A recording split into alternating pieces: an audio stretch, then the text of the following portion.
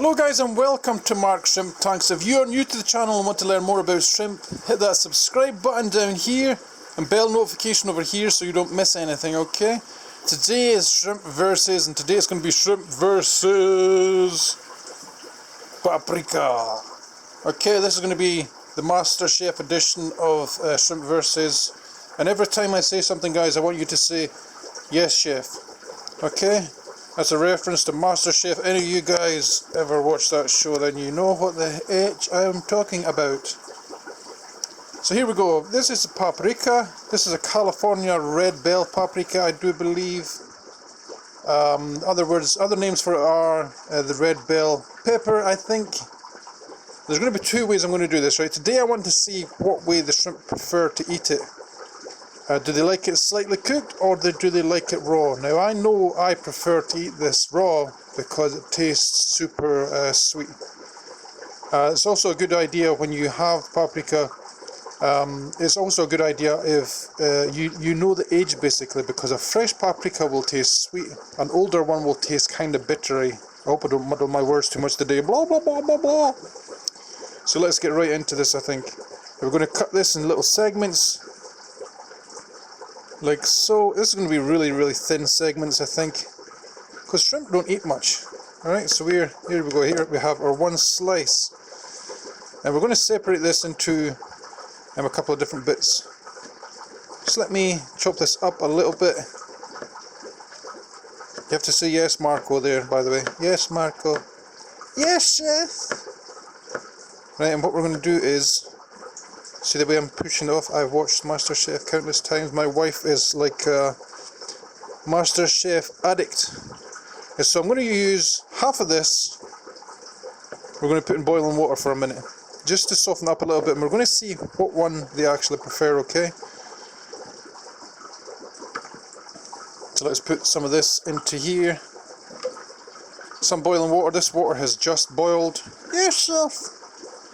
And we're just going to let it sit in there for roughly a minute, just to kind of cook it a little bit, okay? And the rest of it, we're going to put in a few selected tanks.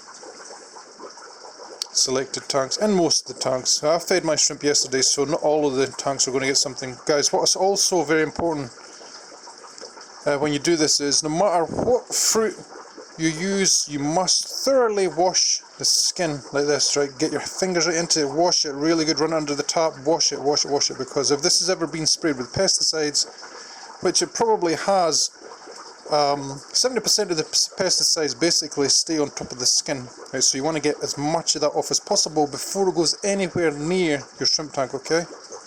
Just let me angle you up a little bit here. And we're going to go and we're going to put a little bit in each tank. I'm going to put some in my bottom tank because I have quite a big cherry tank down here. Now I've changed this from just plants to cherry shrimp and my snails, because my snails were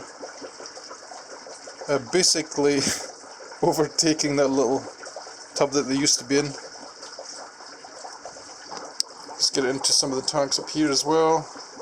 I just want to see the reaction to it. I'm not going to put any in with my pintos just because they didn't eat so well yesterday. And it's not a good idea, guys, if you notice your tanks, basically, if they're not eating, don't keep on putting more food in, okay? Let's put a little bit in here, my King Kong tank. What's good to notice as well is this sinks raw. I'm going to eat a bit as well because I love this stuff. Oh, it tastes so good, it's so sweet. Well, let's get some in here. And this is a tank that we're going to be watching to see if they like it raw or if they like it kind of semi-cooked. Okay, one more bit. Where shall it go? What's got the most shrimp? The cold time. There you go. So this other one over here probably will be done enough. So we're going to use this little stainless steel strainer. Give it a run under the cold water just for a minute, just to stop the cooking. Yes, chef. Yes, Marco. Right. And then we're going to go over a few selected tanks again. Now I know some of these tanks like that one, but 1 bit paprika there will be enough for them. I know 1 bit will be enough for these guys as well, right? So I'm not going to put it in too many tanks where I think they won't eat it, because I don't want to pollute the tank, okay? So the cooked stuff's going to go on the far left on the 2 big tanks. I put 2 bits in here just because there's so many shrimp. I put a little bit in. This is a cherry tank. This is going to be my selectively bred cherry tank. Have you ever noticed why I have more than one? Let's get some in here. There's 2 bits left. There is a tiger shrimp in here, a little blue one, and there's a little golden shrimp so they can munch on this piece. And back into the cull tank. Okay. So what's going to happen now, guys, as always, you will see what happens over the course of 10 minutes. Through it be over a music video or something like that. So it'll be one memento for you guys. Blah blah beep beep. Yes, Marco.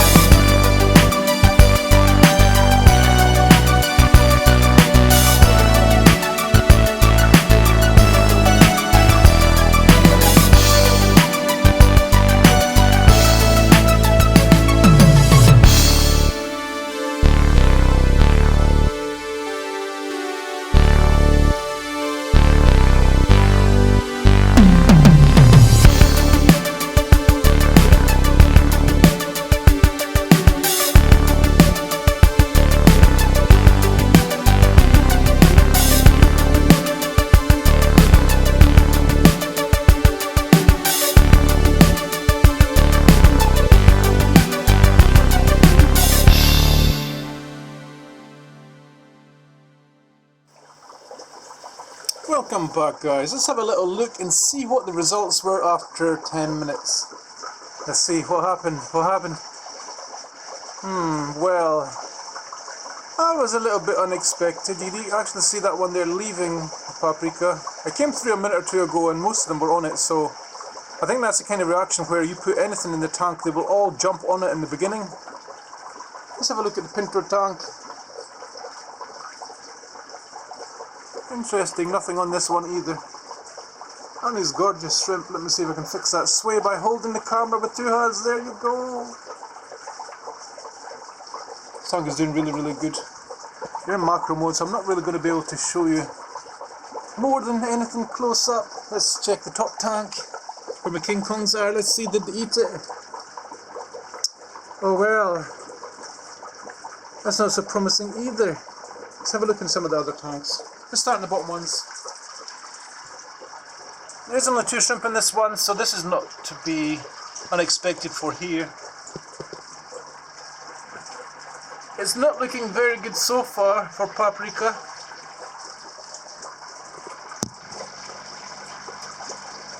Yep.